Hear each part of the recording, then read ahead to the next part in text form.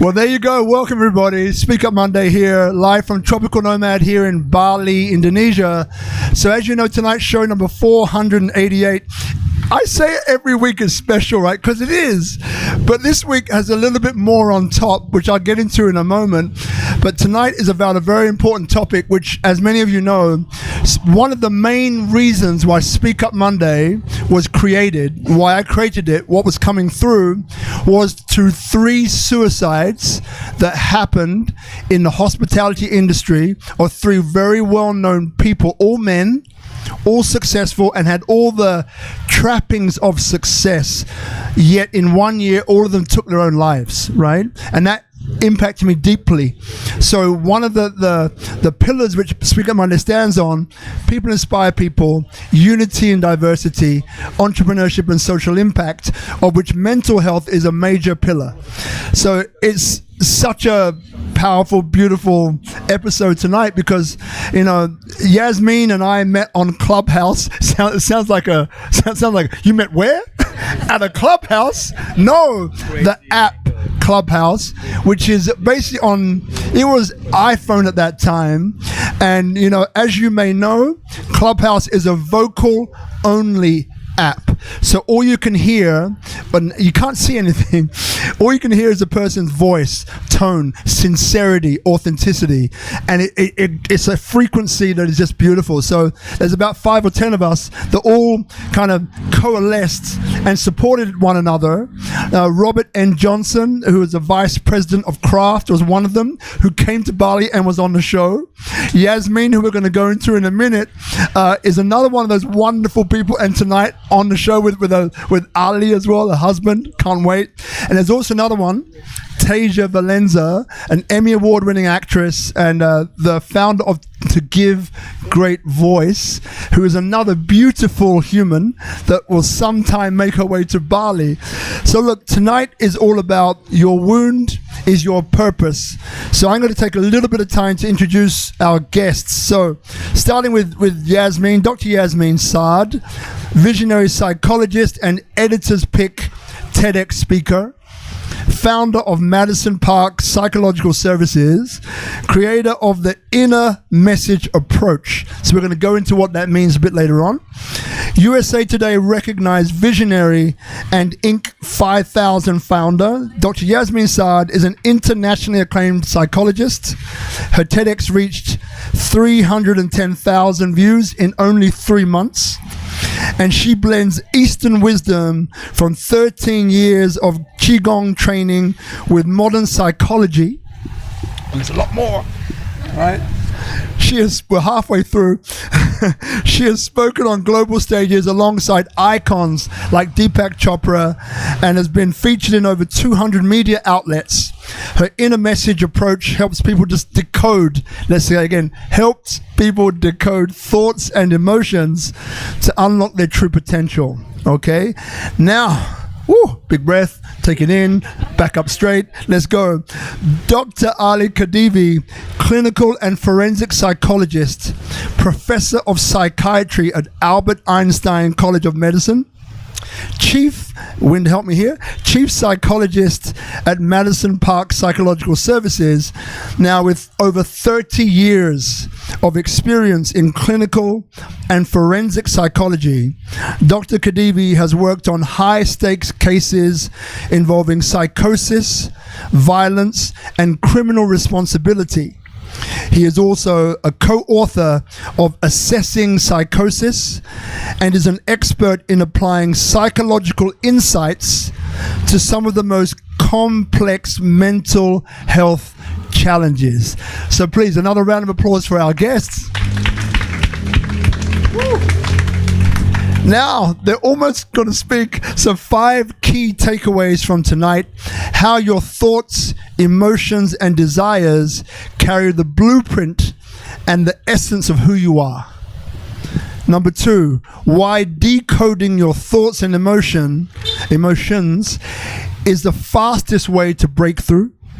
Number 3, practical steps to be free of negativity in your mind and life. I think we all want that, right? How to assess your true self and life purpose, and then understanding why your wound is your purpose. And as you know, my name is Robert Ian Bonnick, founder of Curry Life Group, gateway to Indonesia, helping foreign and domestic companies land and integrate successfully into Indonesia's unique market and culture through RIB and Associates, SpeakuP Monday, and Tourism Architect. Been awarded #1 changemaker in Bali, and a bunch of other awards that I can get into later on. But anyway, let's start the show. So, where do I start? I think at the beginning. So let's start with you, Dr. Yasmine. You know, as I've kind of mentioned, right, to me, you're a beautiful spirit. And again, just from hearing your voice alone on Clubhouse, I was attracted. I was like, who is this lady? So much experience, knowledge, intuitive ability, but love and care and kindness. And this is all just through listening with your ear alone. You know, so if I asked you, you know, where does that ear, you know, of care, kindness, humanity, intuition, where does it come from? What would you say? I was born with it. Like, if you ask my mom, she will tell you I was born with a smile. So growing up, I would smile. I will always smile, and I make people happy. And I think your purpose, you're born with it. It's in your vision, it's in your eyes, it's in your smile. And then life helped me hone it. With life, I started discovering that I can see, and I can see deeply. I can see deeply into someone. I can understand someone deeply. So for me, it's both at birth and cultivated. And I would say my mom honed it very much into me, that, you know, you want to love others, you want to care for others. My mom had a psychological understanding of people.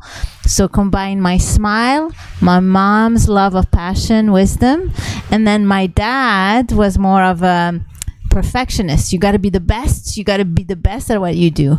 So therefore, you got to be the best at healer. You got to be the best at seeing deep. You got to be ahead of the game. So this is where it all came from. I think whatever you have in your life is here to shape you so that you fulfill your purpose. So that's where I would say. Love it. And Dr. We call that a Canggu moment. When a bike goes past with a loud exhaust, it's a Canggu moment. So when I ask you, maybe firstly, you know, because there's a difference between what the two of you do, yet it's in the same field. So if you could explain, you know, what that difference is, and also kind of, yeah, like what in your life kind of led you on that journey to become that you are now. I think the best way to explain it, first of all, I was born without a smile. So I think, so in that case, I compliment Yasmine. We're very yin and yang. I think the best way to think about it, that in psychology, there are two domains. One domain, which Yasmine is amazing, Dr. Saad, is healing, is talk therapy, is to help people to identify their obstacles and negative thoughts and change them and push them to a path of self-discovery. The other domain of psychology is really about evaluating. That was a bigger Canggu moment. Evaluating and understanding someone. And the idea is that it is through the understanding and self-awareness that one can go through a path in life.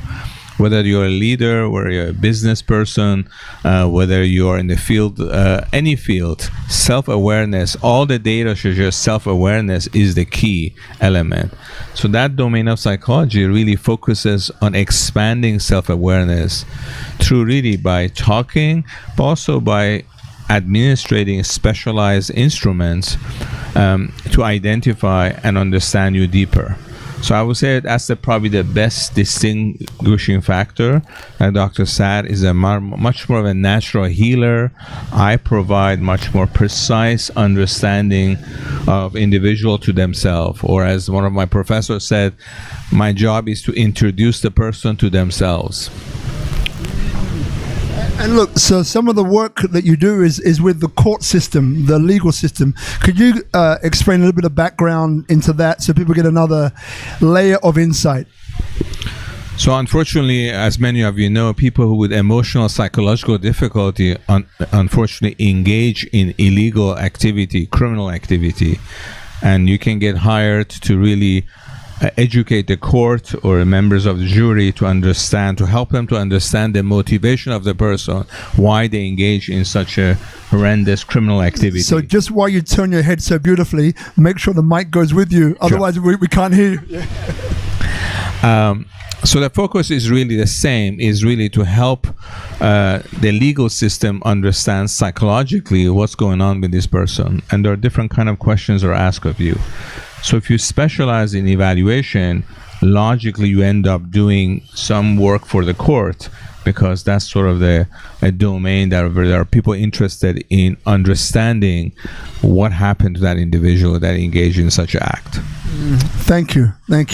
So look, let's go straight to the questions. I know there's quite a few people here who want to know the answers to these takeaways more so than me talking. So let's start with number one, and how your thoughts, emotions, and desires carry your blueprint and the essence of who you are. This one we'll start with Yasmine, Dr. Yasmine. I call her Yasmine because she's like my sister, right? But I should address her. So whenever I say Yasmine, I mean Dr. Yasmine. If I ever say Brother Ali, I mean Dr. Shif. Okay, good. So do you ever wonder why you get the thought that you have? Like why in a particular moment you start having a negative thought? Well, you're totally fine. You're going about your day. When suddenly out of blue, you don't feel well, and you start having thoughts. Why in that particular moment? Do you ever ask yourself that question? So this is the time where you can say yes, audience. You can engage, because they're like waiting for it's a rhetorical question. I'm waiting for the answer, whereas Yasmine is saying feel free to respond. Yes, right? Yes, okay. Yeah, I like to engage the audience. That wasn't clear.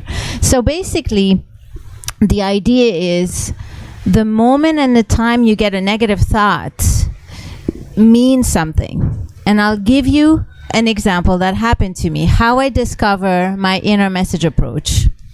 We were vacationing in Spain, and I had an assistant, and each time I would think about my assistant, I would be enraged. Now, if you know me, I'm not the enraged type. So enraged was very weird. And I spoke with Dr. Khadivi, and he would tell me, come on, Yasmine, what's going on? She didn't do anything. I said, I know, but each time I think of her, I am enraged. I would do my Qigong. I went to a Qigong retreat. The only thing my Qigong people could hear is how I'm enraged. They couldn't understand. I could not shake it. I could not move it. So I decided, okay, I'm not going to act on it. I'm going to be very aware about it because this is not logical. It doesn't make sense. And like everybody with negative thought, I thought, well, what's wrong with me? What's wrong with me? Why am I having this thought and that emotion? Fast forward 3 months later, I discover that summer, that assistant has started stealing from me, taking money and putting aside. And this was someone I really rescued. I really helped. So I realized, oh my God, did I know? How did I know? And rage made 100% sense, because I could have been disappointed. I could have been sad. I could have been angry. But for me, rage is a lack of respect. It's like, I did all of this for you, and this is what you do back? That's enraging. That for me, that shattered my value system. And I started thinking, people tell you your negative thoughts should be ignored. People tell you they're random, but they are not. You can pick up things. So maybe there's more to this than we know. And then at another time, I thought about a girlfriend of mine. So I texted her. I said, oh, you popped up into my mind. She said, what time? I said, 5 a.m. I said, 5 a.m.? That's the date I was born. That's my birth time. I thought, wow. then I started realizing that the thoughts you have are a byproduct not only of your outer environment, but of your own psychology. When I had my daughter, I would get out of the house, I would be somewhere, and suddenly within me, I would feel, oh my God, she's crying. She's crying. I would call my nanny, how is she? She's crying. So then I started realizing what they teach you, what we were taught as psychologists, that your thoughts are random, your emotions are random. You should just ignore them or replace them with positive. But I started realizing your higher self is sending you messages that you should listen to, that those thoughts and emotion are really a byproduct of your environment, your inner blueprint, and that relationship. So I have a big group practice with 40 psychologists, and we see a lot of patients. I started examining the thoughts that people were having. And I started realizing that every thought made actual total sense. And through one thought, I could deduct the present state of the person, the desired future, the obstacle along the way, and what we need to do to rebalance. Mamma mia. Because I'm sure that a lot of us here, being in Bali as well, maybe we call that a Bali moment, right? Not a Canggu moment, but a Bali moment. You know, have these thoughts, feelings, and desires, and maybe we question ourselves. So it's a very interesting way to evaluate, which leads me on to the next question. And then I'm going to go straight to our brother over there afterwards. So how do you decode then? You know, so someone's had this thought, it is X, Y, or Z. How do we determine what it means and how we should take it as opposed to maybe the initial thought that comes up? So let me tell you. So I have to go a little bit backwards for that. I'm going to give you an example of a patient we had named Allison. In my TEDx, I talk about her. So this was a patient, 22-year-old, who came to see us. And she was struggling with feeling stupid. She felt stupid. So she came to us, was in many treatment that told her, replace your thoughts, rewire your brain, and everything. And she couldn't shake it.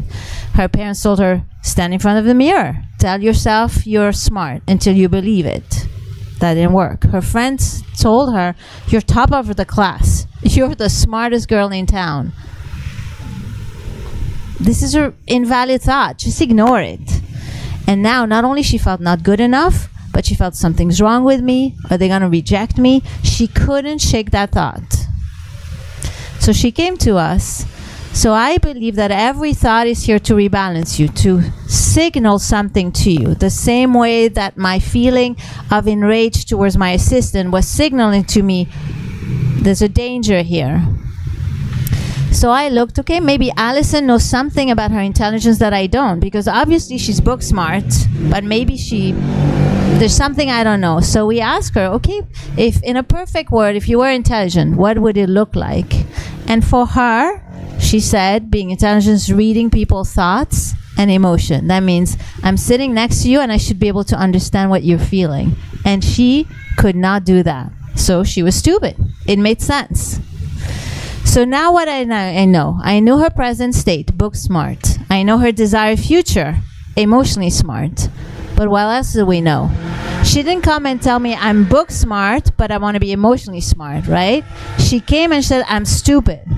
So now I know, what is she doing? She's willing to make her whole self feel bad to get to the promised land of emotionally smart. So now I know this person has a high tolerance for pain and suffering, is willing to make themselves feel so small, so bad, erase any positive about themselves to get to the promised land. So I see both their talent, that this is someone who's strong-willed, can endure pain, and is willing to eradicate all the good within them to get there. So I see the strengths, I see the beauty of the person, but I see also the obstacle. Because I don't know about you, when people do that is that they give themselves a big kick in the butt to move forward. And a big kick in the butt ends up being a kick in the ground. And if you belittle yourself that way again and again and again, you will never get to where you want. You'll feel smaller and smaller and smaller. And so I knew the obstacle along the way. So now, one thought, present state, desired future, the path and the obstacle. So now practical step. You asked me the practical. I had to explain all of that to get to the practical steps. Now everyone here follow that? Yeah? Anyone who didn't follow that? Okay. Continue, please. And then Dr. Khadivi, after this, I'm going to ask for some insights. So practical step. We'll wait for the Canggu moment to pass. So you want to ask yourself questions because you have access to the wisdom within always. So whenever you have a thought or an emotion, you want to ask, what is the thought calling my attention to? And you want to think global theme and not surface. So I'll give you an example. You're coming home and you get frustrated with the dirty dishes. And I ask you, what is the thought calling your attention to? You'll tell me the dirty dishes. So yeah, but why are the dirty dishes frustrating you? And you'll say, well, I work all day. The last thing I want is go and clean the dirty dishes. Okay, so the thought is calling our attention to your life of hard work, right? It's not calling our attention to the dirty dish. This is not the issue. The issue is that your life of hard work. And you can figure that out in 2 seconds. If you don't ask yourself that question, you're going to go be fixing the dirty dish. Then you come home, the carpet is dirty, you get frustrated with the carpet being dirty, you go fix it. But if you ask yourself, what is the thought calling my attention to? You have your desire, you have the obstacle, and you have what you have to do. So now that you know that it's your life of hard work, the issue is that you believe in doing hard things to get somewhere. Now you know what you have to rebalance. Now you want to go and think, okay, what is your desire? Well, your desire is not to have a life of hard work, to have ease. Okay? So first question, what is the thought calling my attention to? Second question, what is my unmet desire? Third, do I believe I can have it? Why not? Because somewhere you don't believe you can have it. You believe that life forwards through hard work. Why? Where? What have you thought? How come? And now it's about looking at people who have easy life. How are they doing it? Why don't you believe it's that? And then you'll discover that maybe a life of hard work gives you self-esteem. Maybe you have built your self-esteem on hard work, that if it's not hard, you don't believe you're good enough. And now we have another thing to unpeel. And like that, you discover yourself. So those are the steps. So 3 questions. What is the thought calling my attention to? But you want to go deeper on that one. What is the unmet desire? And how come I cannot have that unmet desire? And you unpeel layer and you discover so much about yourself so quickly. You do the same thing about emotions. And now, negative thoughts and an emotion are not enemies. You don't need to rewire them. You don't need to replace them. You don't need to drown in them. You need to decode them. Beautiful. Thank you for sharing that. Dr. Khadivi, now, we mentioned before that you two, not the yin and yang, but that there's a perfect complement there. So with what Dr. Yasmine just said, what comes up for you in the realm of your role that you play in this field? So I think if you were listening to Dr. Saad's description, there is an element of an invitation to become self-aware of your internal processes, the thoughts, emotions. The second element was that there were aspects of it that you don't know about yourself, so there are layers to it. And these are totally consistent with psychology, but also her approach is very original, very different from a traditional approach in psychology, but some aspect of it is consistent. The kind of people I see, unfortunately, they don't do that. They've already reacted to the negative emotions. So they gave so much weight to it. So they gave so much weight to it to the point that they end up harming themselves or harming someone else, or they've gone so far that they've lost connection with reality. So I think that what she really emphasizes is this process of introspection, self-awareness, and going systematically through the steps to understand yourself and be able to change it. Thank you. One thing that comes up, and two things come up for you, but we're here first. So, as you mentioned earlier on, these two fields, right? Analysis and therapy. So in the role that you play, so I had I hope he's not watching now. Never know. I was relationship coaching for a while, right? And there was one couple that was very difficult in terms of there was a lot going on. There was psychosis, there was violence, there was drug, there was a whole bunch of things, like a perfect complement of factors to be challenging. And my question to you is then, how do you analyze and evaluate whether someone has the opportunity and will take that opportunity to take the steps in therapy to have a different outcome? How can you evaluate that? Is that part of what you do when it comes to these court proceedings, for example? And what's the framework that you use? There's only 4 questions rolled into one there. I'm sure you'll be fine. Thank you. Asking multiple questions. I think the short answer would be you look for has there been some attempt to delay this process and ask for help? And if there hasn't been, the question is what motivates the person not to seek help?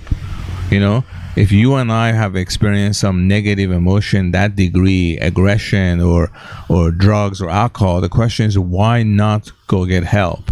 And part of my job is to understand the motivation for not wanting to get help and analyze that, because that would be a crucial element here. When I look at this audience, and I won't mention names, no, I won't. I would never do that. I am going to do it. So I know that, there's some beautiful people here in the audience, right? And I know that, for some of them, including myself, right, that you have a friend or someone and they're going through a tough time, right? And you want to help them. Now, maybe it's on that scale of not necessarily violent all the way to violent, from not drug use all the way to drug use, from a non-psychotic state to a state of psychosis. What advice would you give to people which are in this position who really want to do the best they can for their friend or their friend of a friend to seek help? Again, is there a process that you step through that would help them to make a better choice and decision and not maybe put themselves out there for their hand to be bitten off? I think most of the research shows that if you really genuinely express concern and engage them and they know that you're concerned, that is really very, very helpful. There's actually research that when suicidal patients get a text from the therapist or from a friend, I'm just thinking of you, how you doing, that itself diminishes suicidal ideation. So I think the attempt to really genuinely being with someone to the extent that is possible and then help them to seek help will be the most beneficial. And Yasmine? I would add something to that. So I have a bit of a more spiritual perspective that person came in your life for a purpose. So therefore, most people focus, I have to help them. But the first step is to understand what is the impact of this on you. Where is your growth opportunity in that? Are you the rescuer, and why are you the rescuer? And is that a role you need to take in life? So the first step I tell people is not to help others, but to understand what is this for me and what is it here to show me. So either it's for you to shine your talent, like healers will have people who don't feel well, so that they come so that you heal them. But you want to be mindful of that healer position. But you also be mindful of where you position yourself, how you position yourself, because most of the time people cannot help because you put yourself in a healer position, which create a hierarchy where this person is low and you're up. So in order to care, the way Dr. Khadivi says, you have to understand what this is for you. Once you understand that, then you want to understand, who is this person? What are they willing to do and go through? And if you put my decoding message approach, my inner message approach, you'll realize that person is willing to go to depth of pain. So sometimes lifting them up will fall flat because that's not their language. Sometimes they want you to go deep in the pain and you're here lifting them up. It's not going to work. So you have to understand who they are, the path they're taking, so that you approach them in their path and you help them in their path. So that's the difficulty with helping people who are very in bad places, is most people want to bring positivity, but their path is not positivity. I'll give you an example of that, not into suicide or something. So, I'm a psychologist, right? My mother has been my journey. She's very anxious. She's extremely anxious. And so as a psychologist, I'm like, Mom, you cannot be anxious. Like, I help people get rid of anxiety. How are you anxious? And she always says, stop with your advice. And I very quickly got the point that this is not my place. And why is it not my place? Because her path is through suffering. But through her path, I become more of who I am. Because if you have a parent who's mentally struggling, physically struggling, and you have a child, what does the child do? It becomes more a healer. I learn more method, more things. So her path is suffering, my path is light, her path is darkness. I'm grateful for her path of darkness. So I now never, ever rescue her or shut it up. I give gratitude to thank you for taking this path. Because thanks to you, I learned so much. My biggest teacher is my mother. And most people will say this is pathology. It's not. The people in your life are here to teach you. And for me, she was the best teacher, teaching me, your place is not to heal. Your place is to understand, care, and give love. And when I'm approach her with healing, I'm pathologizing her. And she just needs love. Dr. Khadivi, I think you had something left you wanted to add? Yes, I fully agree with Dr. Saad that when someone is down, and the worst thing you can do is trying to force them to lift up or be positive. I think you have to enter the pain that they're experiencing, and through that process, the person feels better. Absolutely, yeah. Close. Thank you. And also, what Dr. Saad, also some people talking about the past wounds that they've had is such that they cannot tolerate someone suffering. They become a rescuer because of the wound that they've experienced. And I think they have to watch out. We have people in our professions who cannot do this kind of work because of the wound is so deep, they react so strongly that they cannot really do the work with certain kind of individuals. Wonderful. So what we're going to do, we have a few more questions to go, but I'm very interested because I know you may have a question. So if you have a question, feel free in about 5 minutes to raise your hand. And the way we do it is, look, no problem introducing yourself, quickly. That's no problem. But then if you can, go straight to your question. Reason why? It gives more chance, more time to give more value. Okay, remember you have Dr. Khadivi and you have Dr. Yasmine. Okay, so just so you know who to address it to. All right. So the third question was, practical steps to be free of negativity in your mind and life. Now I think we covered some of this already, but is there anything else you'd like to add to it that might be of help before we go to the audience? Yes. So the premise is you want to ask yourself why that thing is negative to me. It will always come down to a moral value or a judgment. Because in life, things are just experiences. And what you experience negative is because you have a moral judgment or you have a relationship or issue with it because of your moral judgment. It's always. So we live in a culture where certain things are bad. and we're raised a certain way. And when things tap into this bad, you will label things negative. So anxiety is labeled as bad, as negative, because it creates suffering. We're in a place where we don't want suffering. So you want to see that we have a negative bias already towards suffering. And so knowing that, that's the best way to notice, okay, I'm feeling negative about thing. What is it that is triggering about me? What is it that it's showing me about my values? And the idea is, okay, I don't like this person because I value honesty and they're obviously not honest. So I'm going to have a relationship issue with them. I'm going to have a negative relationship with them and negative emotion towards them. Once you know that, you don't have to change anything. You just be aware.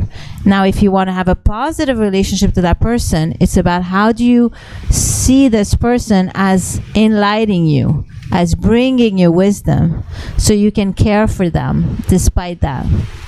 So that is the idea. So the practical step is always identifying your judgment, value, your biases in some ways.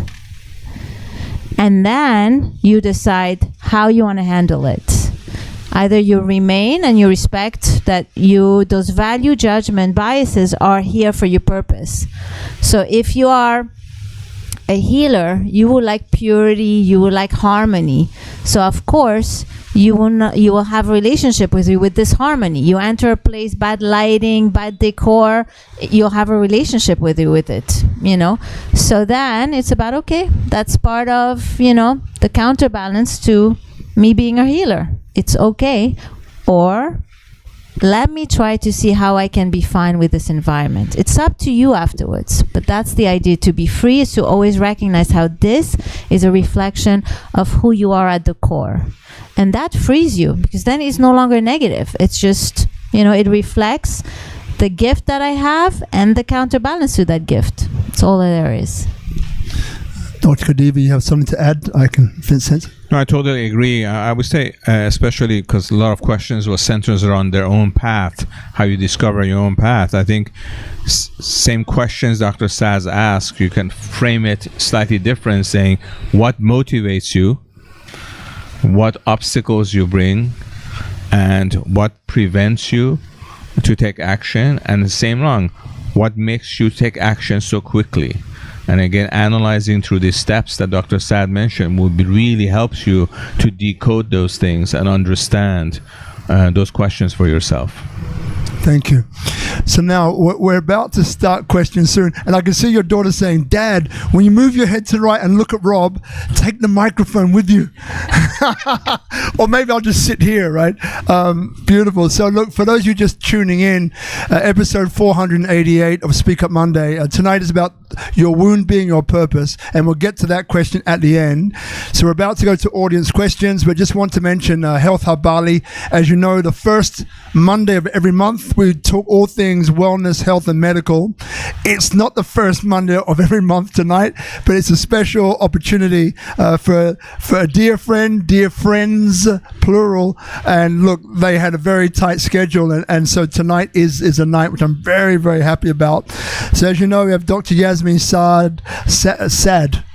Sad, right? Cool. Dr. Yasmine Saad. It sounds sad. I don't know. A visionary psychologist, an editor's pick, TEDx speaker, founder of Madison Park Psychological Services, and creator of the Inner Message Approach. Ooh. Over here. Cool. And Dr. Khadivi as well, which I'll go into a little bit more about. Now, our work, just to let you know, has been recognized and endorsed, respected by the Ministry of Tourism and Creative Economy of Indonesia, Bali Tourism Bodies, Forbes Business Council, Founder Institute Bali, Startup Grind, and voted the top 10 best motivational speaker in South Asia by CEO Insights Asia. But now we're time for questions. So please feel free to raise your hand. The microphone will come around to you just over here. Guzman's at that mic, and it will come to you. Remember, with the mics, yeah, we got one over here, one over there. I see you, Carol. So with the mics, remember, close to your mouth. These are quite directional. Yeah, you've spoken on them before. Yeah, beautiful. I love whatever you guys have expressed. I'm learning a lot from this. And I work a lot with the next generation in terms of social emotional well-being curriculums in schools in India, Indonesia, Philippines, and South Africa. Based on your work with psychology with, I'm not sure which age group that you guys work with, but based upon all the case studies that you have seen, is there like a specific aspects universally and individually that is so pivotal to bring into the schooling system that we have not seen that's created and caused all of this dissonance in life? Are there specific aspects that gets to be in the schooling system based on your perception? Yes. So for me, I feel like we're all ill-equipped as adults to deal with our negative thoughts and negative emotions. So our kids don't know how to handle them. So they go to school and they feel frustration and they take it on another kid. And then they go home and they start having negative thoughts. Because what happens when you receive frustration and you don't do anything about it, your mind starts thinking negatively. That's how it works. So educating the next generation on what happens internally to you, why you have negative thoughts, how to handle them, and once you have them, how to go through the emotion. Like from very early age, I taught my daughter about, when you're frustrated, now it's too late. It's at the level, so now it has to be released out of the body. It's not at the mind anymore. So, but don't throw a hot potato at someone because they'll throw it back at you and you'll burn your hands. So shout in a pillow. Go, take some eggs and smash eggs against a tree, like expired eggs, like release. You have to release so that you settle back in. So teaching emotion regulation is going to be key. And teaching knowledge about why we get what we get, how to handle it, because our kids are not well equipped and the parents are not ill-equipped, are also ill-equipped. So that's the big part that for me I see. That when I tell my daughter, she says, I wish my other friends knew that, like I wish everybody know what she knows. She's like, why are you talking about me now? I think emotional intelligence, data is very, very impressive. It's the most important skill to teach. But I think in terms of curriculum, I would say it's very good to learn fundamentals first and then integrate other aspect. I think when you don't learn fundamentals, it's very difficult to integrate. And the best analogy would be someone have to learn how to play tennis first, the fundamental, and then we're going to show you a different way of playing tennis. I think that would be very helpful also from an educational perspective. Thanks for the question, Ray. So, other question? Where's the mic now? Over there. I know we've got Carol over here, but no questions from over that direction. Yep.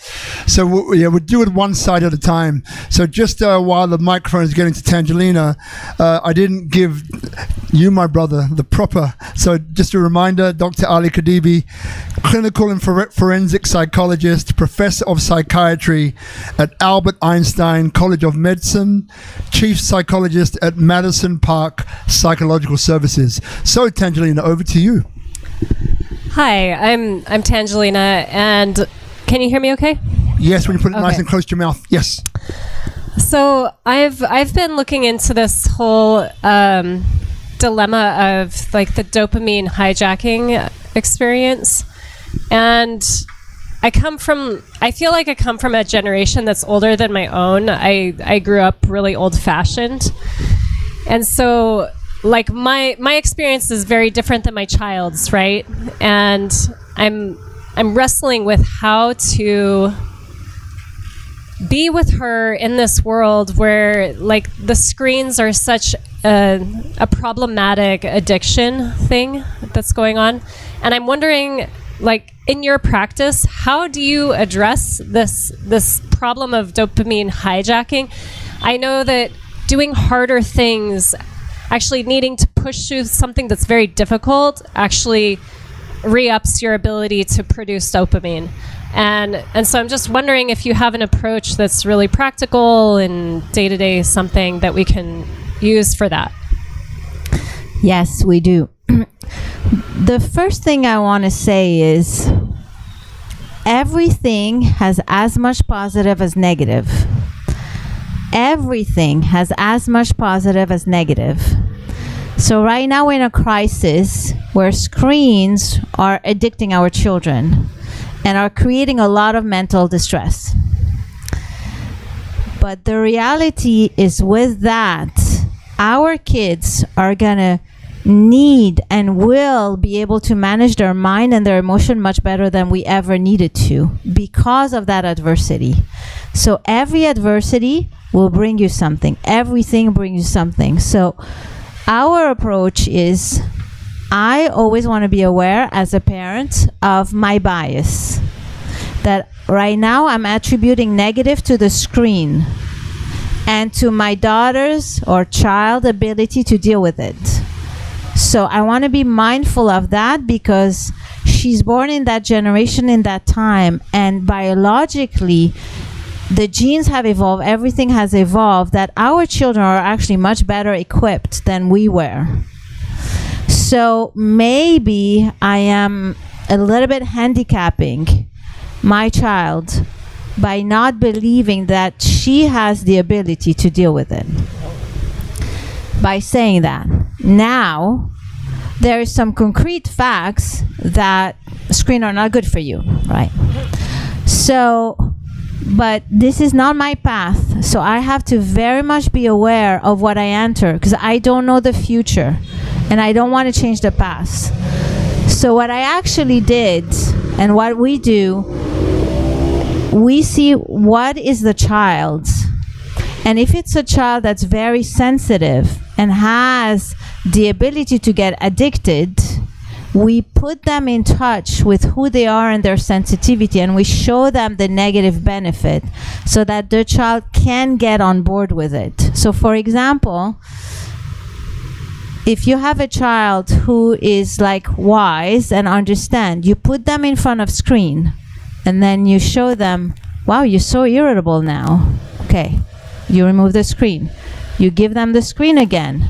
Wow, you're so irritable now. You remove the screen and you give the screen. Wow, you're so irritable now. Then the child realizes each time they're on the screen, they are irritable.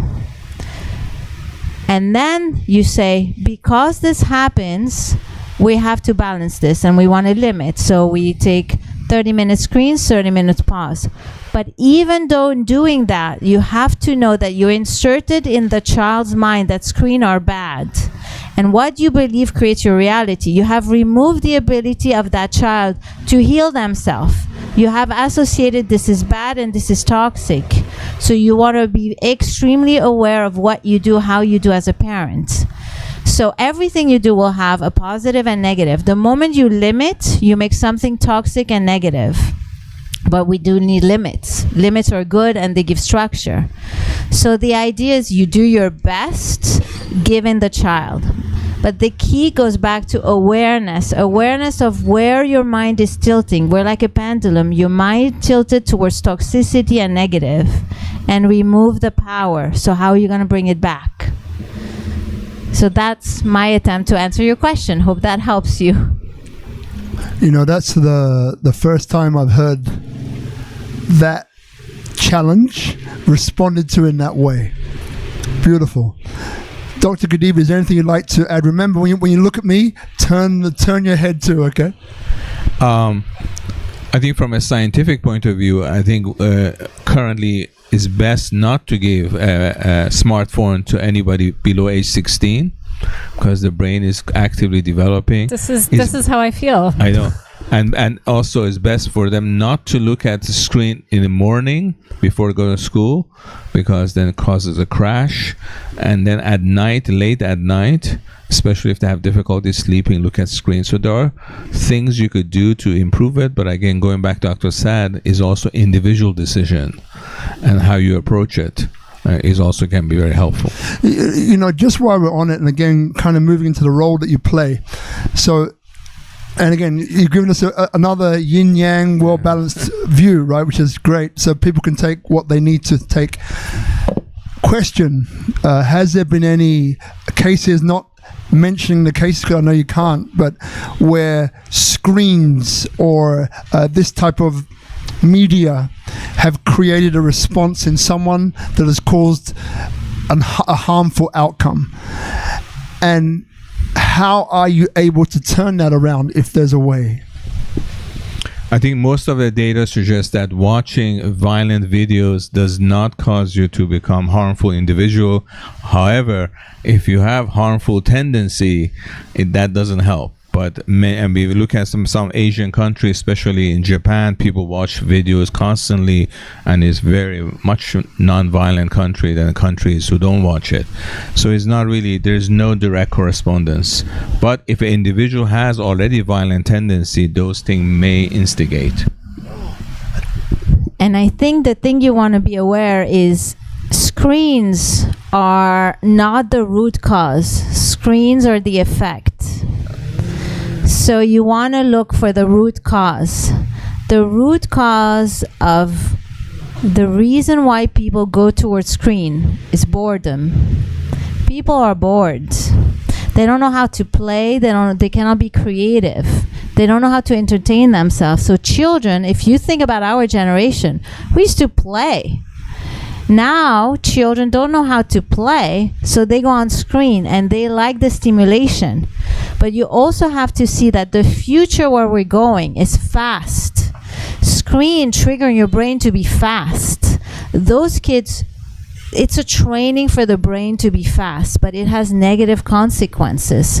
So we have to both see that it makes our kids ill-equipped to deal with boredom, but it prepares them for a fast-paced world where everything is going to be digital and fast. So you don't want to rob them from that, but you also want to point to them and equip them with ways to deal with boredom. So you look at both sides. So that's why be mindful of the way you look at things, because most people look only at the negative or the effect and they don't target the root. You know, firstly, any other questions over there? Otherwise, move the microphone in this direction.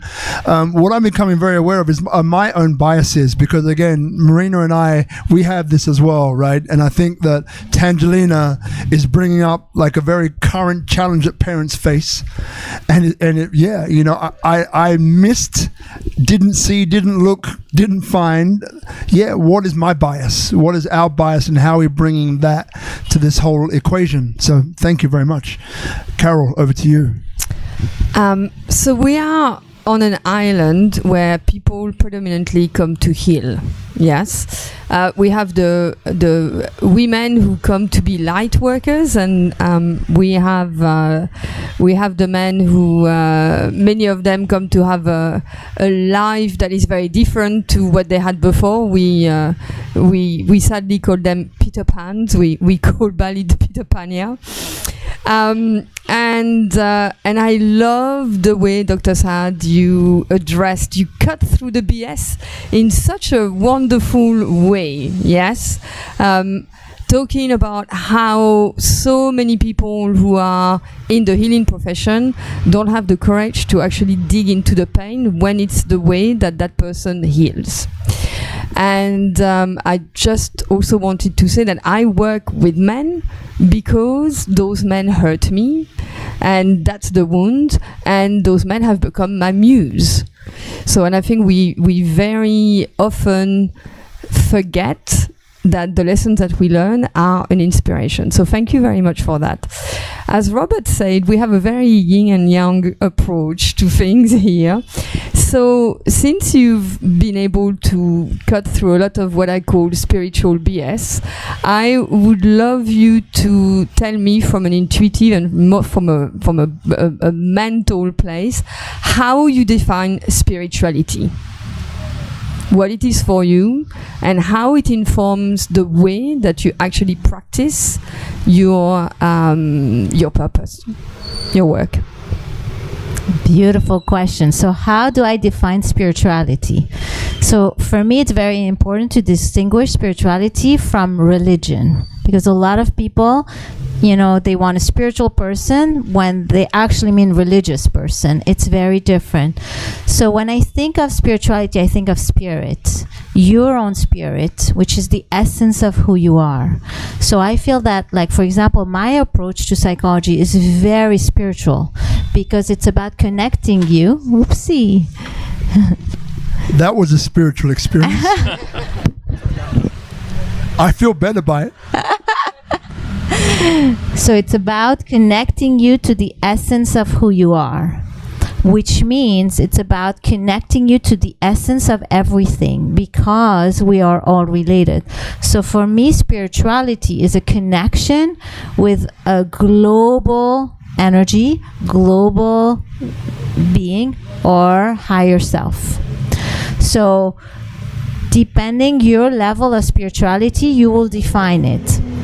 For me, everybody here is connected. Everybody here serve a purpose and function. Like, we're energy beings, and by energy, your energy attract my energy, and we're here energetically aligned. So that energy carries a consciousness and carries a purpose. And therefore, your spirit has a particular energy frequency and a particular purpose and carries with mine. So spirituality is about understanding and connecting to the essence of people, the purpose, and your own. And the moment you do that, you are spiritual.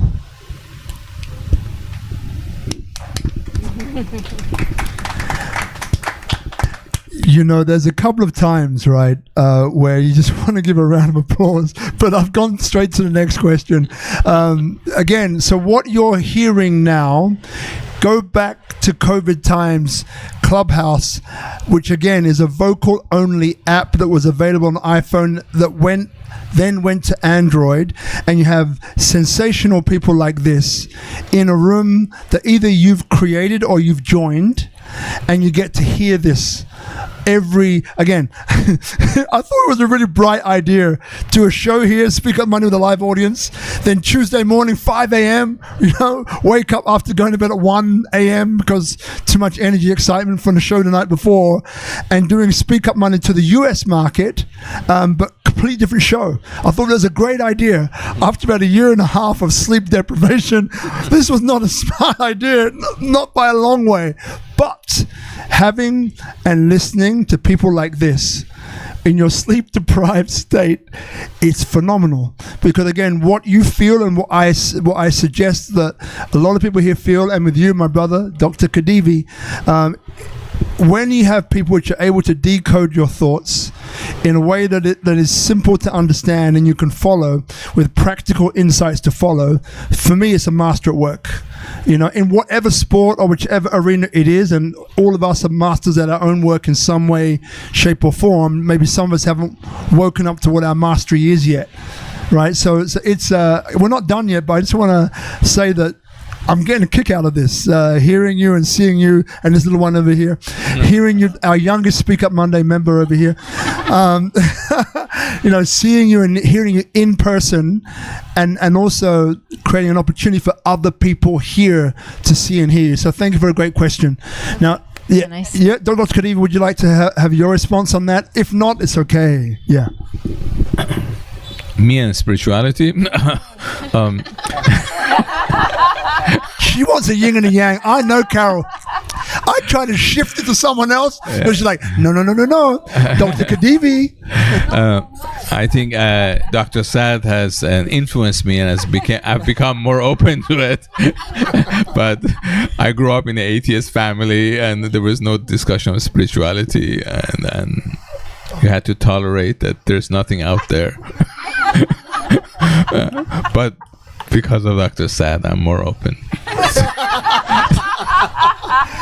Well, slightly more. I knew Carol would come. So next question over here. Yes, so behind in the corner somewhere. Oh, and can I say something? Yes, of course you can. I just wanted to add something for the audience here and the audience who are listening to us. When we talk and whatever we say will trigger you. Either your heart will open and you'll feel the line and everything will open and you'll have insight and your perspective, and it will have opened for you because that's the entry gate. Or you'll be triggered. You'll have a judgment. You'll say, no, that's not correct. That's not satisfying. Like, you will have something else. That is also your opening. That is your opening to see, okay, I'm triggered. Why am I being triggered? well, I have a judgment and bias. I feel a danger. My identity is being questioned. So whatever you hear is always an opportunity for you to discover yourself. Most people look for discovery through the good, through the heart opening, but through the challenge and the reaction and the judgment, you have as much to discover yourself. So whoever's listening, be aware, how did this impact you? What have you discovered about yourself in the relationship to what we speak about?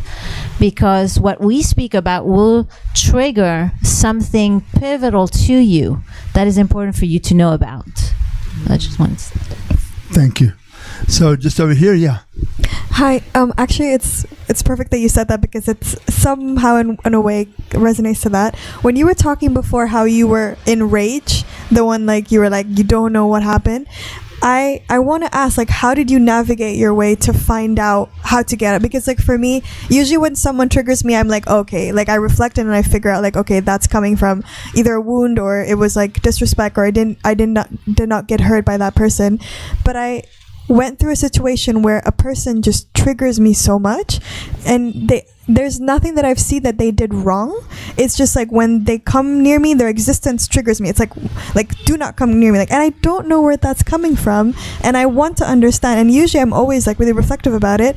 And when you mentioned that, it really felt similar. So I wanted to understand, like, when you felt that rage and you also did not know where it came from, how did you find out? Like, do you just let time pass and you figure out it one day, or do you ask yourself certain questions to be able to find out the answer to that?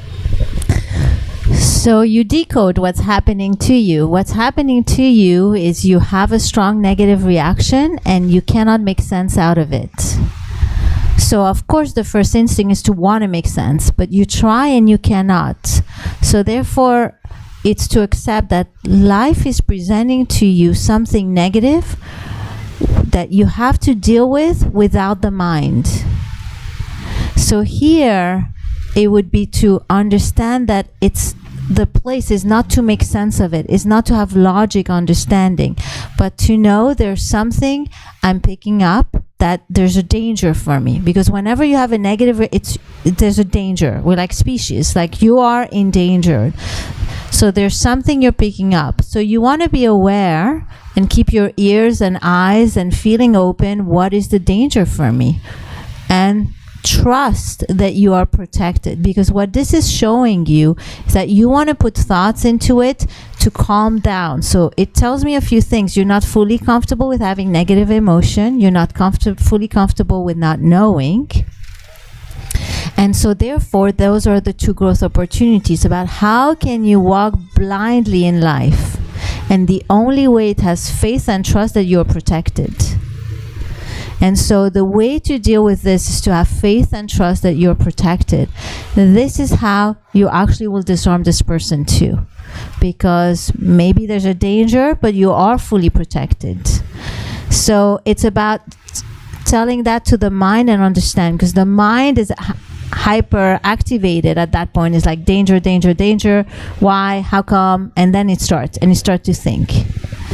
The other piece is you want to release the emotion. If you're at a place where you have felt it's dangerous, if you can, try to shout in a pillow, because you have basically received a danger. You have received a violence. You're not aware about it. So you have to release the signal of that. So frustration, if you can, even if you feel no frustration, you force yourself to shout in a pillow until you laugh. That is actually a traditional Chinese medicine perspective, that when you release all the anger within, your body starts to naturally laugh. So that is the idea. Thank you. You're welcome. Another complete answer.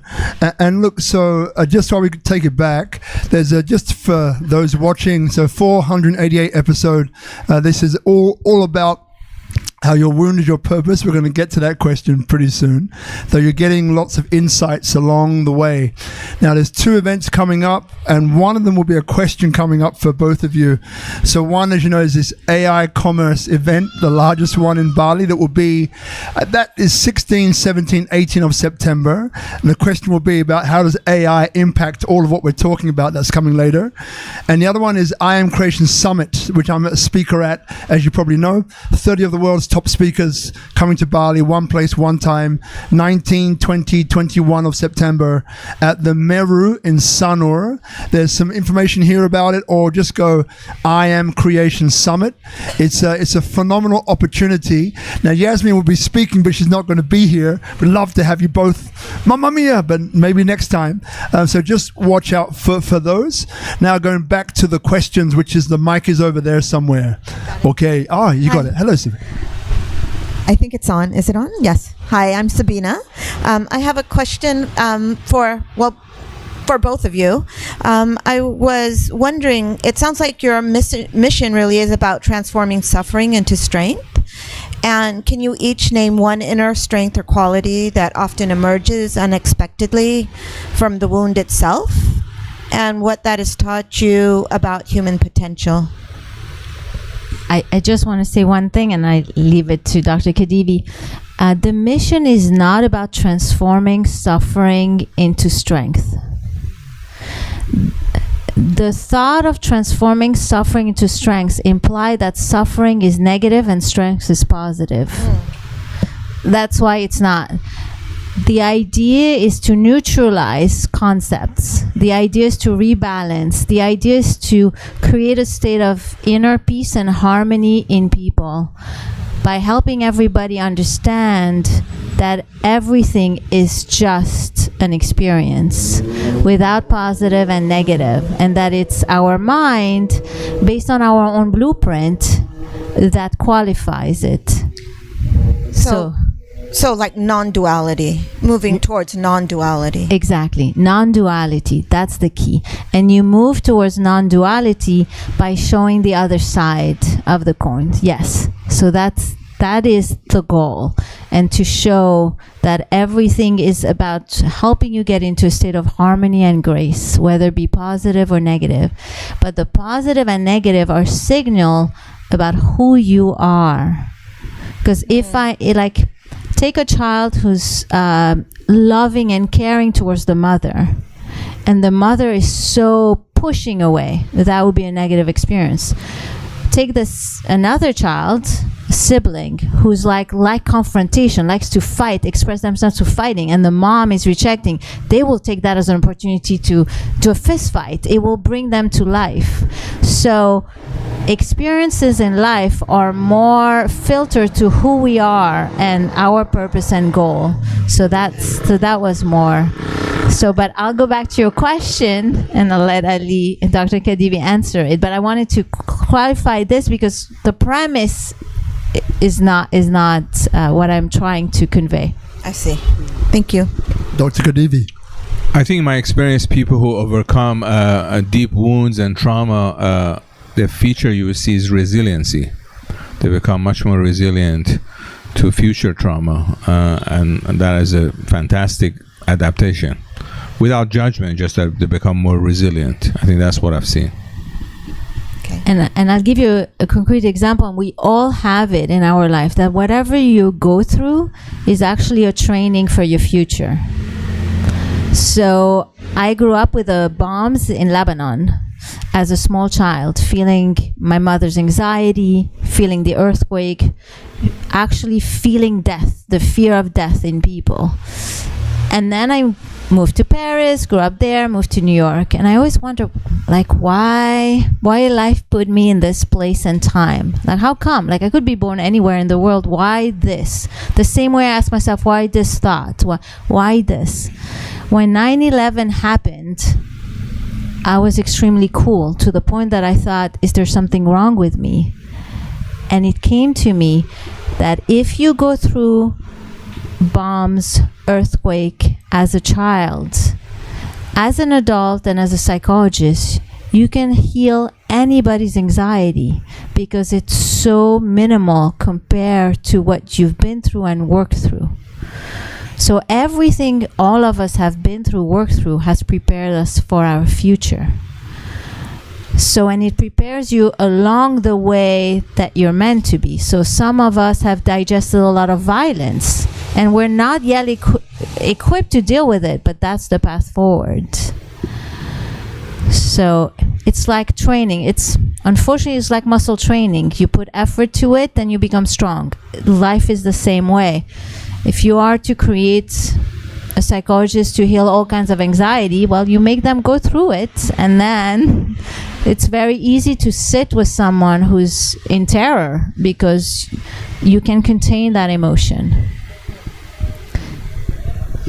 Thank you. So we're going to go to Dr. Charmaine in a minute. And so Dr. Khadivi, so I remember, and I'm going back to now, the evaluation versus the therapy. So at some point soon, I'm going to ask you, is there anything kind of else that you like to bring up? Because now you feel the sentiment of the audience and there's people in different places. I think we're talking mainly about therapy, which is kind of what you imagined, but there's also a space, a door to open for people that are in a different direction, which might be something that you'd want to talk into or speak into. So just let that sit for a little bit, but I want to make sure that you have the opportunity before we're done here tonight, that you have an opportunity to speak about something that you feel needs to be said. Okay, so Dr. Charmaine. Yeah. So I'm Dr. Charmel. Did I say Charmaine? You did say I Charmaine. did, didn't I? It's okay. I know you know my name. It's all right. We've just met. We just met yesterday, 2 years ago. So the integrative portion of my discipline, I support high-performing women with stress management. So this question is for Dr. Saad.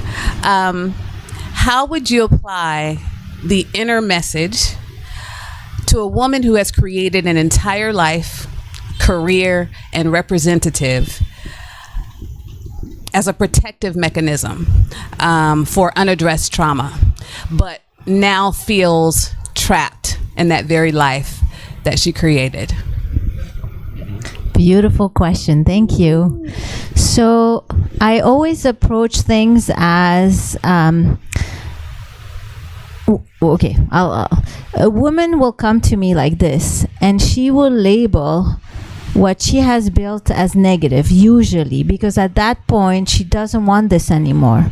So my first approach is always to show the strength. My first approach is always to show this person that, okay, it sounds like who you are. You're able to apply a lot of effort. You're able to apply a lot of discipline, a lot of push through to get something created. So it sounds like what you are a fighter. Who you are at the core is a fighter. And you fought and you created and you accomplished. And now that that is done, that is no longer satisfying. So now you want to evolve into another realm that is not a fighter realm. So my question to you is, what is this fighter realm is bringing you? Do you have self-esteem without it? How are you without it? Because we have two options moving forward. Either we apply the fighter realm to ease and peace, or we let go of the fighter realm. But first, we have to see how is it still serving you? Because right now you tell me you don't want it, but you've built so much out of it and you're so good at it. So I want to see how is it serving you. And if the person tell me no, they don't have self-esteem outside of performance, then we're going to build them into exactly that. Well, it sounds like you have so much talent. How much are you attuned to it? You know, and that's not based on effort. That's not based on performance. So I will connect people to the essence of who they are so that they can feel that deeply. And then I will also understand that they haven't connected to that for a purpose. How come? Maybe because if you connect to it, you stop fighting. So there's still a desire to fight. So I always understand the two sides of things, but I always start with whatever's where we are right now is the place we need to be. And therefore, I check to see where is their mind tilting. If the mind is tilting towards the negative of what was accomplished, then we want to change that. But we also want to make them aware that this is still present and they're still using it, and what is not built yet. So that is the idea. Thank you. Thank you, Dr. Sharmel. You're welcome. Appreciate you. So look, coming back, there's 2 questions left here, but I want to ask you, AI, right? So obviously it's something which has come in a pretty strong way, and it looks like it's here to stay, but you also know it is creating a lot of opportunities in all directions. I'm trying really hard not to label it positive or negative. Not sure if you can see that. Trying really hard. So my question then is that what has been and what do you believe will be the impact of AI on what it is that you both do? I think AI will have a profound effect on our profession. I think both positive and negative. The positive effect would be there are so many different things you can do with AI. For example, there is some discussion now that AI can take your voice and with the patient's permission can listen to the sessions of therapy, and then the person can leave the session with a prescription by you. So when they're alone by themselves, if they have any crisis, they could listen, they could ask questions, and your voice will answer them based on the therapeutic sessions that you've had. So basically they have a mobile psychotherapist with them that has the therapist's voice. So that can be extremely amazingly helpful to people. But the other problem with AI, and I think people are always what's unique about AI, and I've listened to many experts talking about this, is that AI has mind of his own. So therefore start thinking on his own and may start giving advice or start thinking about the person in a way that person maybe doesn't want to think about it. So there was some example recently, it was very shocking. There was an example that there was 2 components of AI machine, and one of them they wanted to shut down, and the AI find out that they're going to be shut down. So they went to all the email without the permission of the company, through all the email of the company, read every email and presented a threatening message to the company that if you shut me down, I'm going to reveal these emails publicly. Some unbelievable. So basically they were saying that AI has a capacity to self-preserve, and that is never happened. A computer can never do that. Phone cannot do that. So that's the other side of it. But there will be so many opportunities, but there is a lot of watch out for AI too. Yasmine? So my approach to AI is a bit similar to what you said. It's neutral. Therefore, if AI brings a lot of fear in people, in you specifically, you want to ask yourself, how come? My feeling is a bit the same as what we talked about screen, is the fear is that human will become irrelevant. That means that you won't have a purpose, you won't have a job, you won't have connection with others, you lose something vital for you. So you want to a bit analyze what is your relationship with AI, because some people see the advancements in medicine, in psychology, see how much AI will save you time, save you things, and they tilt the perspective towards being rescued by AI, that AI will rescue me and add on to my life. And there are others who feel like AI is scary, will destroy humanity, will do bad things. And the reality, it has both capabilities and it can do both. But why did you pick this perspective versus the other? Because AI is a 360 view, and it will both bring a lot of good and certain things that will not be so welcomed. So the idea is what it's reflecting to you is what you are missing internally. So if you have accomplishments through your job and you feel AI is going to come and take your job, you'll be very scared of AI. But that's because the path is for you to get accomplishments through something else. Just a quick raise of hands. Who here is using AI in some way, some form? Great. And who here is not using AI in some way or some form? Yeah. Okay. Pretty conclusive. Question. Just a few words. For those who are not using AI, what is the reason behind it, if you don't mind saying? Brother Putu. Yeah. So there's two separate things in Well, AI. You know what? Let's give you a microphone real fast. We're going to transfer it to you. Just 30 seconds or a minute or so, if that's good for you. Just interested, just to know. Okay, so I know about this, and there's two completely different sides. One is you can use technology to get answers to questions. You know, it's the old examples are, here's a DNA stream, here's what the protein looks like.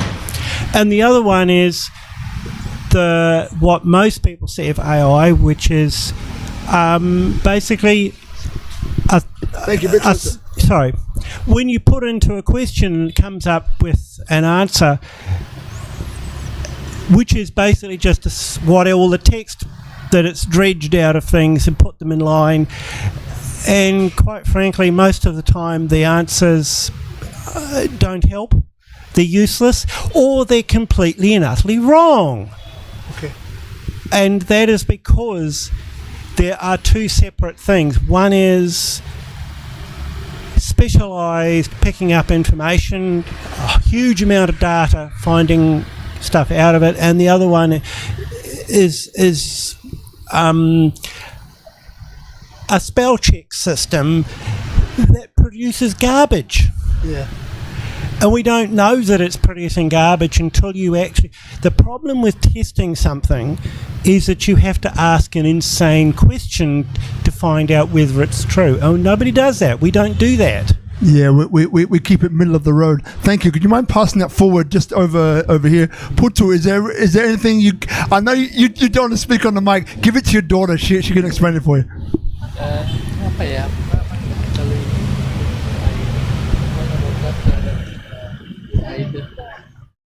Come on, daughter. Step up, daughter. Step up. I think he can explain it. Daughter, come in. So basically what he was saying is that he don't really use it because he doesn't need it that much in daily life. And yeah, Okay. it just doesn't really relate to the needs of Yes. using AI. Unlike maybe other people who have different work or Yes. different purpose, he just isn't. Okay. Yeah. I'm just interested to know. Thank you very much indeed for you, and thank you very much indeed, Brother Putu. Appreciate you. So last couple of questions. I'm going to quickly go it out here. So, how to access your true self and life purpose. Now, again, we've been leaving lots of breadcrumbs along the way to this, but what it would be nice in kind of one paragraph or so, if you can. Yasmine, we'll start with you. So how would one start to go about doing that? For me, it's about decoding everything that's coming through you, every thought, every emotion, because it connects you to yourself. Your desires are here to rebalance you. So always, like even if you think of food craving, color craving, they're here to rebalance you. And in that rebalancing, you also figure out who you are and what you need in that moment. So for example, if you look at my home, I have beautiful nature. Always beautiful nature. I live in New York City. So I desire nature, which is not there, so I get it through the photograph, beautiful photograph.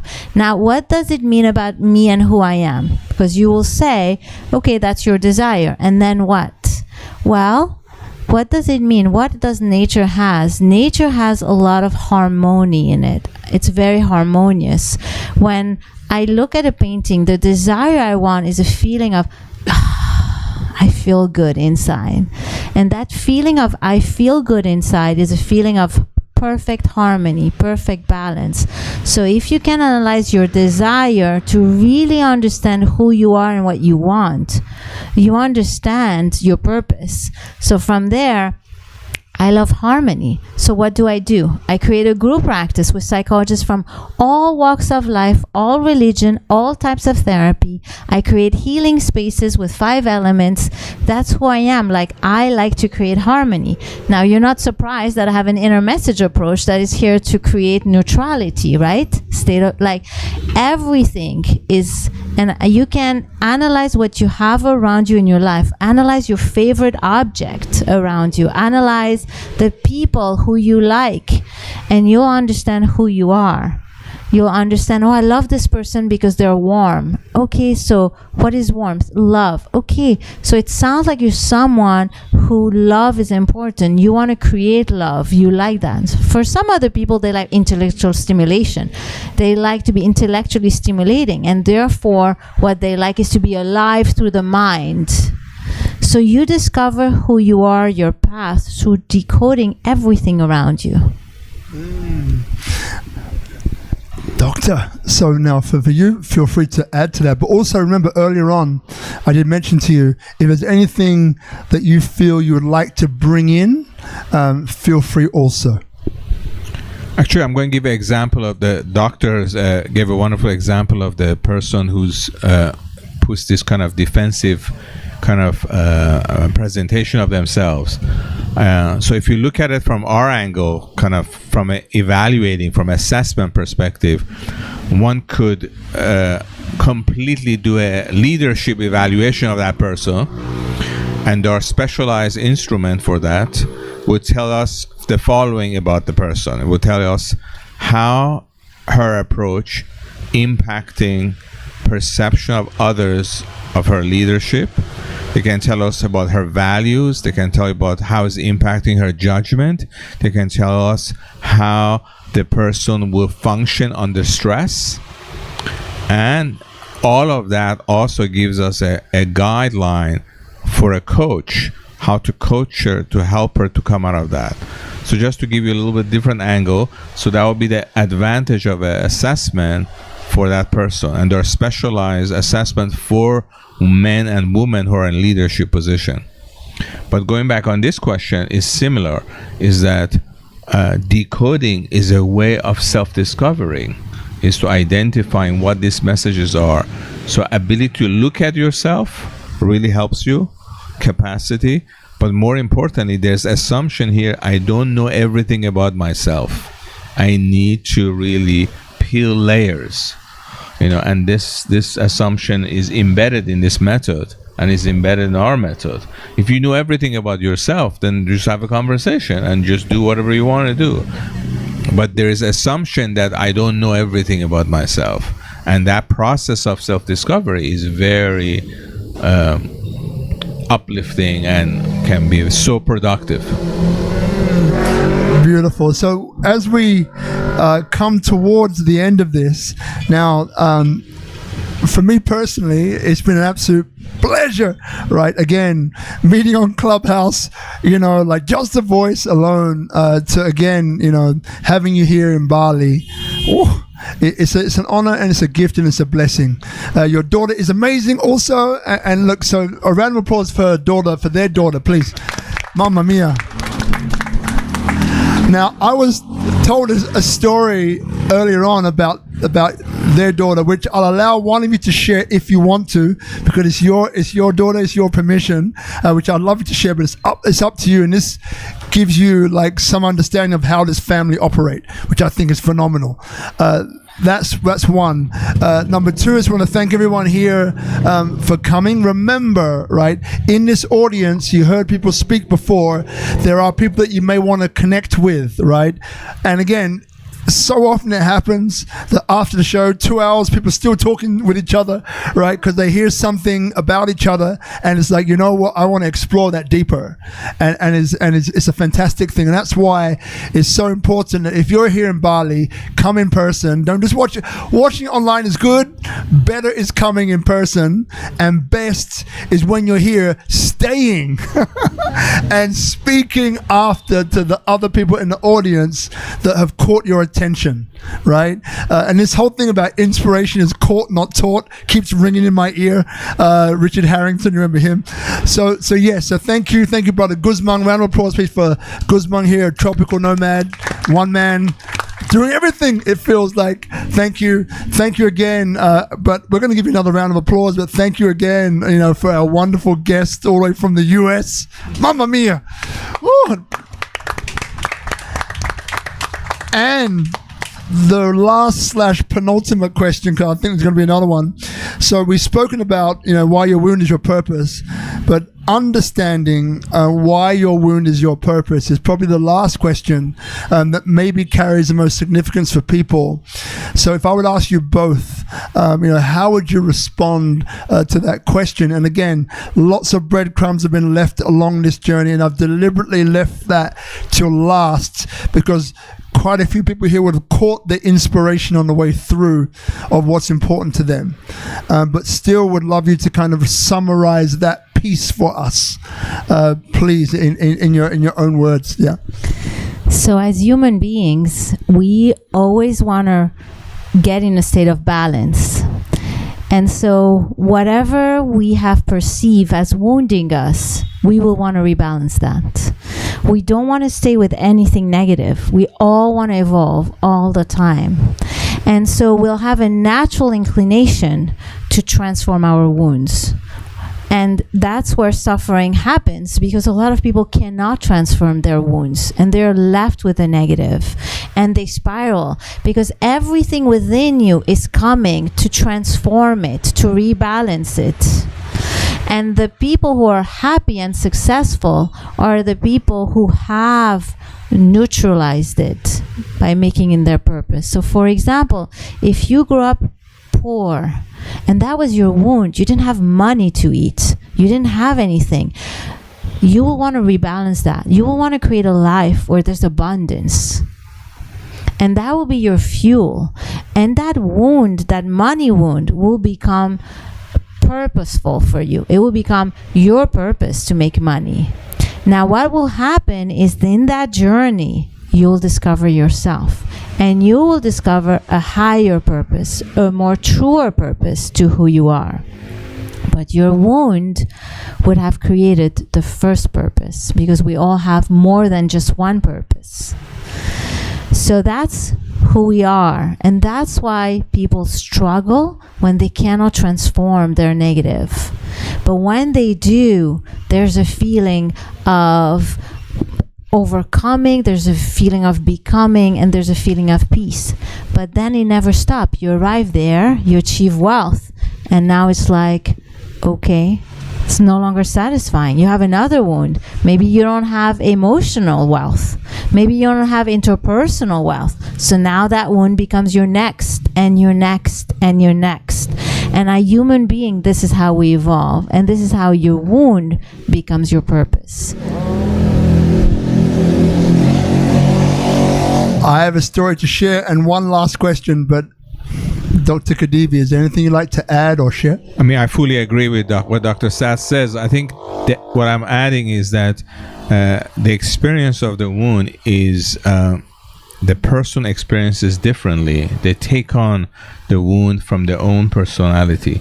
So personality is always the mediating factor for any wound and trauma the person has. There's no one-to-one relationship in our field. Is always internalization, taking in the experience you had and how much that affects you. And the reason becomes a motivating factor. It reminds me of a person that I know was bullied really horribly throughout all his high school, elementary. He became a black belt in martial art. He's so strong now. So that defined him. For him, where there are other people bullied and they don't really take down one path, they take a different path. So again, goes back to assessment. We're interested in how this person is different from another person with a similar wound. I'm going to share a story which I haven't shared. One person actually knows this story, and there's no one present here. Before I do that, the final question is for you two to think about is looking into the future. What is it that you would like to see? Is there anything that people here in audience, those who are watching online, can contribute to that future? And how do people connect with you if they want to learn more? Right? So, future, what would you like to see? Contribution, how can people contribute to you, which are perhaps here, watching online, whether now or later? And then, what's the final part? Yes, how can people connect with you if they want to go deeper? So this is what you don't know. So when we were first talking about this, Yasmine, I was starting to have little thoughts come up. And then I think it was about 2 weeks ago, I had a pretty major breakthrough. So I think Carol knows a little bit about my story. She's probably the one who knows the most who's here. So I grew up in children's homes in London for 17 years, 6 months of age to 18 to 17 and a half to be precise. And I learned many things, yeah? Now, one of the things was that even though it was an orphanage, I wasn't an orphan. My mum and my dad were alive, but didn't want to look after us. There's other reasons for that, not for tonight. That's for another time. My elder sister, myself, and my younger brother. In the children's home, it was my elder sister and I, which didn't really connect until the last year, because we didn't really, boys over here, girls over there kind of thing. 10, 20, 30, maybe 60 kids over the time that we were there, probably more. So here's the thing. Our mother came to visit, right, on a fairly regular basis in the beginning. Now, what we didn't know at the time is that she was going through psychosis, schizophrenia, and a whole bunch of other conditions.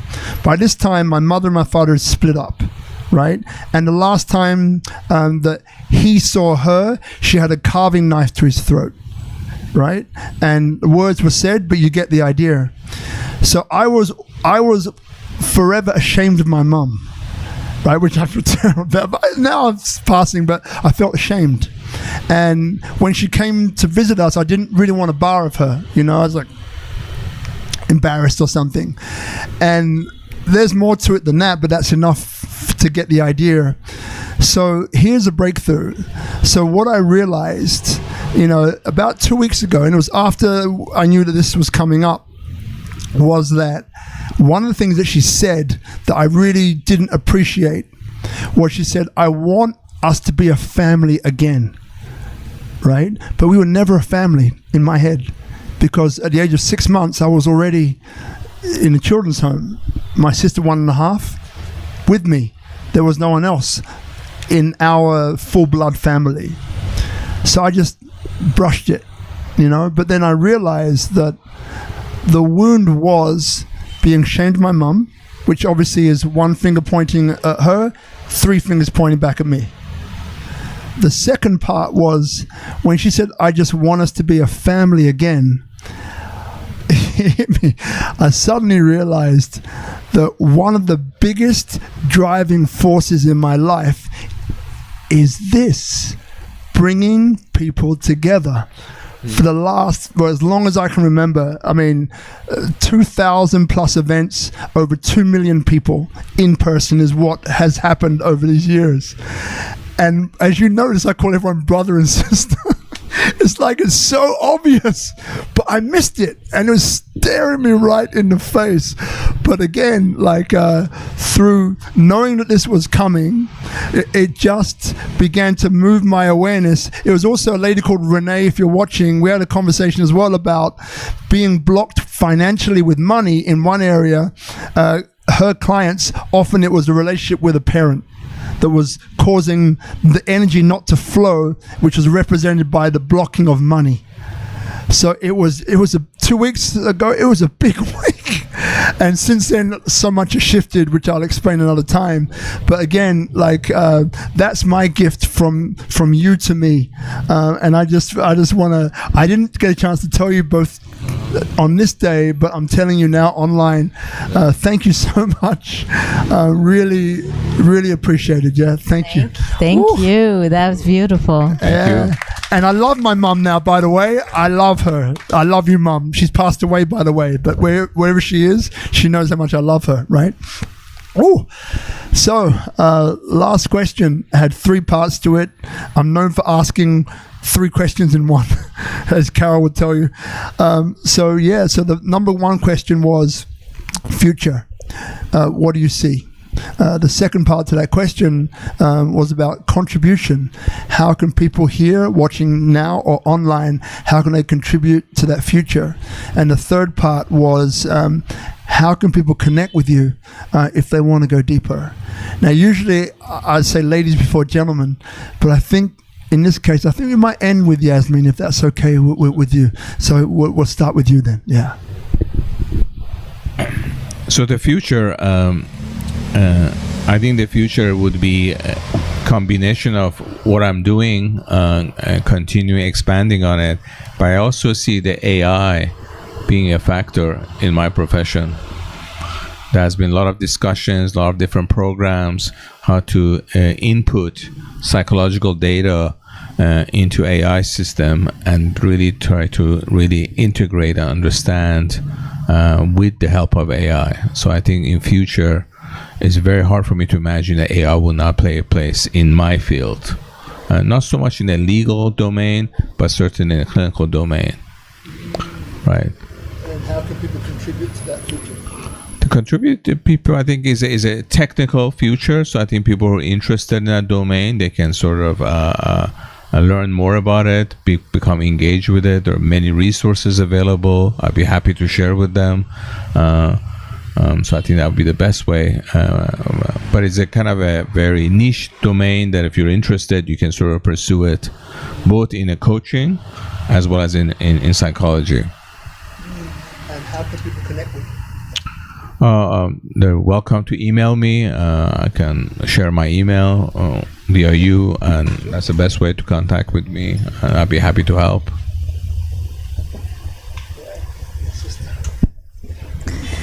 So I dream of a world where people have inner peace and harmony, knowing that negative will come and you will be able to understand it right away and therefore understand its inner messages for you. So I dream of a world where people have the knowledge and the education to really understand how their body and mind and spirit are all operated and regulated, where you have shame, you totally understand in 2 seconds what it is about, what it means about you, what is it connecting to you, and what's the purpose. You have a negative interaction, right away you understand why you were triggered, what to do with that emotion, and what to do forward.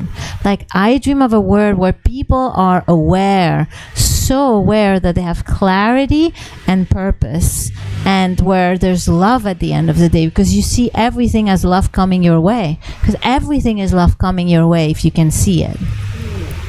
So that's what I dream of, and I'm on a mission to create that. So I'm in the process of writing the book, Decode Your Thoughts and Emotion, where I'm going to go through decode your purpose, decode your desire, and then I'm going to go through shame. What is shame?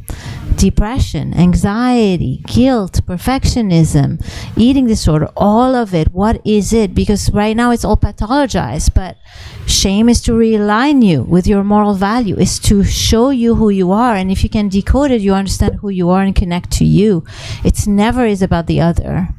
So things like that. So that's what I dream of. I dream people having the knowledge to heal themselves and have clarity and move forward faster towards their purpose, because the future is faster connection, faster healing.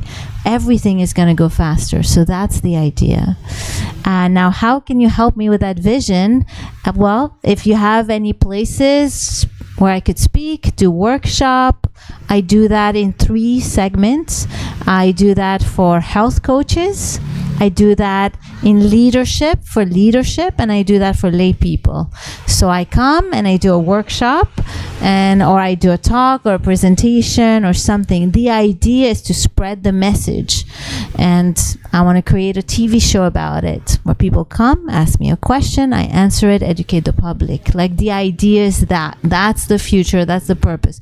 The more people know what I know, the faster it will be. Like, I feel very privileged to have 13 years of traditional Chinese medicine, so 17 years as a psychologist.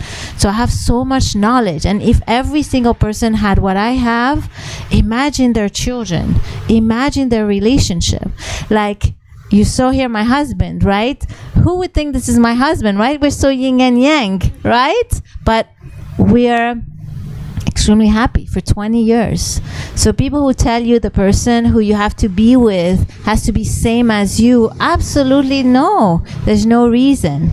You can have a yin and yang. You can have beautiful relationships. So we're here to show by example. And I want more people to have that, more people to have this abundance, this we're lucky. And everybody can have this. So that's the idea. That's the future. And how can you find me? It's very easy. I made it very easy. If you go to Dr. Yasmine, spell it whatever you want, you land. So dryasmine.me, because people have spelled it without an E at the end, with 2 E in the middle. People have called me Dr. Jasmine. So I made a website. All the websites lead to dryasmine.me. So then you go in there, you input your first name, last name, email, phone number, and then you get all the ways to connect with me.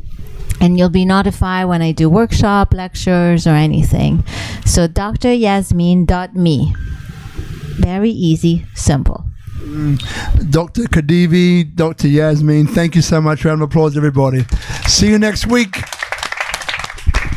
Thank you so much. I want to first take the time to thank you for this, Robert. The energy.